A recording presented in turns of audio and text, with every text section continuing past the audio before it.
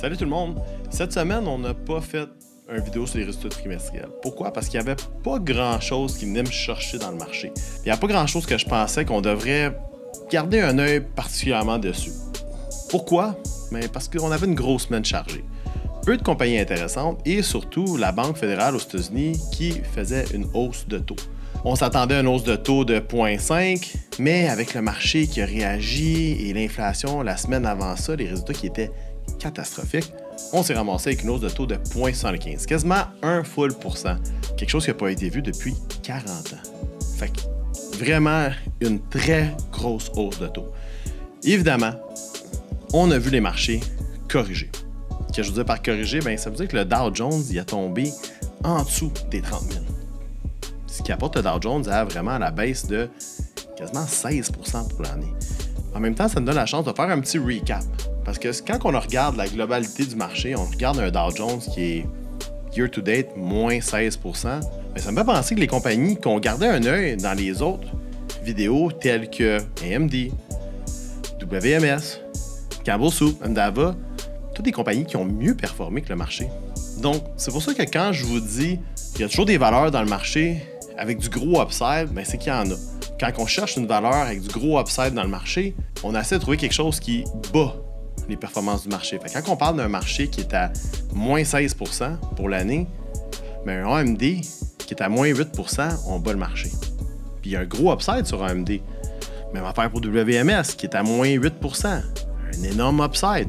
Puis encore, on bat l'indice du Dow Jones, par exemple. Même chose pour Endava, mais le plus intéressant, Campbell Soup. Le marché, comme je répète, le Dow Jones qui a tombé de 16 % year-to-date, Campbell Soup qui est littéralement à 0 pour l'année. Fait que quand je vous dis qu'il y a toujours des endroits qui sont bons pour parker notre argent avec du bon upside, en voilà la preuve. Donc, mais tu sais, un marché qui est difficile, j'ai pris vraiment le temps de faire une réflexion dans les dernières semaines et malgré qu'on a des opportunités d'investissement, ou du moins pour parker notre argent avec un bon upside, je me dis, OK, quoi d'autre qui pourrait être plus intéressant? Oui, il y a une marché obligataire. Fait que dans le marché obligataire, on regarde un 10 ans, un 30 ans, on peut chercher des rendements de 3,4, 3,5 %. Mais, et croyez-moi, 3,5 % de rendement comparé à l'indice qui est à moins 16 %, c'est très intéressant. Mais il y a d'autres endroits. Depuis un an, on regarde les gouvernements fédéraux, gouvernement provincial, mettre énormément d'argent dans les ressources naturelles. On fait énormément d'exploration minière. Au Québec, en passant. Au Québec, qui est un marché énorme. Un marché, je dirais, quasi invisible parce qu'on n'en parle pas souvent. C'est pas populaire. Ça passe pas dans les nouvelles. Mais quand on regarde l'or, qui depuis un an se maintient à 1800 $ l'once. L'once ou le bullion, pas sûr. Vous irez voir ça. Mais le copper, 4,15 $, l'argent à 22 $, on voit une stabilité. Et c'est toutes des... Comment je peux dire? C'est toutes des matériaux qu'on a besoin pour l'avenir. Fait en continuant en connaissance de cause sur ces matériaux-là, j'ai pris vraiment le temps de faire mon analyse et je me suis dit, avec un bon upside, c'est peut-être là la vraie valeur. Peut-être la vraie valeur est dans le marché des commodités, marché des métaux précieux. Et là, vous allez dire, OK, Louis, l'or, c'est vieux jeu. Mais quand on y pense, l'or est une rareté. Et plus que la rareté devient évidente, on va peut-être commencer à regarder ce qu'il y a dans le sol.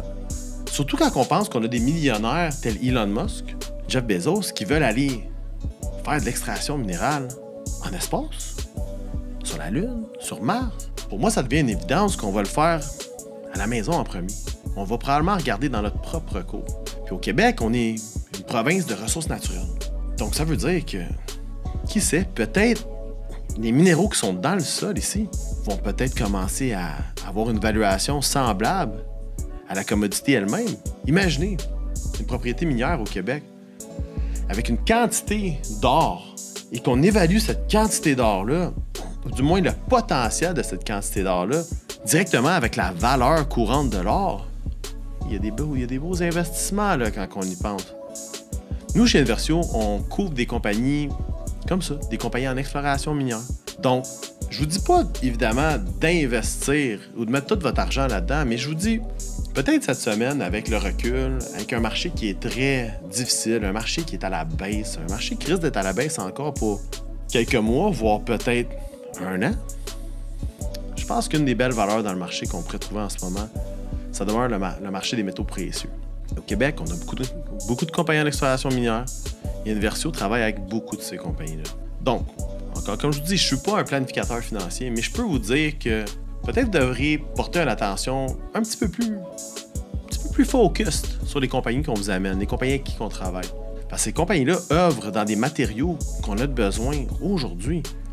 Des matériaux qu'on a tellement besoin aujourd'hui que les chaînes d'approvisionnement sont ralenties. Et pourtant, ces matériaux-là, ils gardent une belle valeur dans le marché, dans les circonstances difficiles. Et en plus de ça, des matériaux qui sont de plus en plus difficiles à trouver. Donc, sur ça, je vous dis, écoutez, food for thought. On va revenir la semaine prochaine avec d'autres earnings. Mais cette semaine, une semaine qui était plutôt difficile, donc j'ai eu des pensées et je me dis que peut-être le marché des commodités, c'est un endroit intéressant. Du moins, c'est mon opinion. Et sur ça, on se voit la semaine prochaine.